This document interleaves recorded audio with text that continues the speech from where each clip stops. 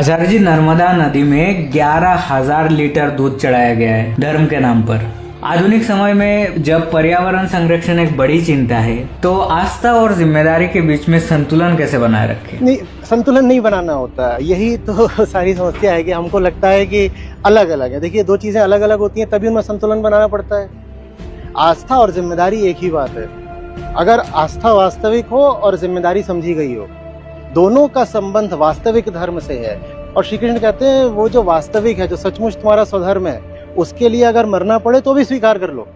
लेकिन जो तुमने कर्तव्य धर्म समझ करके ओढ़ लिए हैं, बिना जाने कि वो आ कहां से रहे हैं, और अब वो तुम्हारा पाखंड बन बैठे हैं, वो चीज ऐसी है जो तुमने समाज से, संयोग से, परंपरा से उठा ली है, और तुम्हें कुछ पता नहीं कि उसका तुम्हारी हस्ती से, तुम्हारे सत्य से क्या लेना देना है। तो वो भयावह होता है, गीता कहती है। तो वही भयावहता है परधर्म की, जो हमें चारों तरफ देखने को मिल रही है। मेरी आपसे ये विनती रहेगी कि इस तरह की चीजें आप जहां भी देखें, उसे धर्म का नाम न दें, उससे धर्म का नाम बदनाम होता है। मैं यहाँ पर हूँ कैंपस में, यहाँ पर ये युवा लोग हैं, ये वैसे ही धर्म से दूर छिटके जा रहे हैं। जो कोई भी लोग सोच समझ सकते हैं, जो बुद्धिजीवी हैं, वो धर्म को गंदी बात समझने लग गए हैं।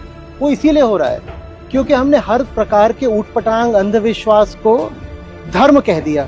अगर वो सब धर्म है, तो ये सब जो यहाँ पर आईक्यू वाले लोग हैं, इंजीनियर्स हैं, प्रोफेशनल्स हैं, एकेडमिक्स हैं, इन लोगों को फिर हम धर्म से दूर जाने से नहीं रोक पाएंगे। मैं पूरी जिम्मेदारी से, पूरी समझ से आपसे कह रहा हूँ कि ये सब जो प्रकृति का विनाश है, तमाम तरह का शोषण है, भेद है, अंधविश्वास है, ये सब जो चल रहा है, इसका सनातन धर्म से, वेद से, वेदांत से कोई संबंध नहीं है। ये सब बाहरी जीवाणु हैं जो धर्म के शरीर में प्रविष्ट हो गए हैं। इनको जब तक धर्म से बाहर नहीं निकाला जाएगा, तब तक धर्म अपना स्वास्थ्य नहीं पाएगा। स्वस्थ धर्म ही स्वधर्म है। वास्तविक धर्म वो है जो हमें वेदांत में मिलता है, गीता में मिलता है, हमारे षड दर्शन में मिलता है। वो धर्म है, वो स्वधर्म है, और उसमें इस प्रकार की चीजों के लिए कोई स्थान नहीं है।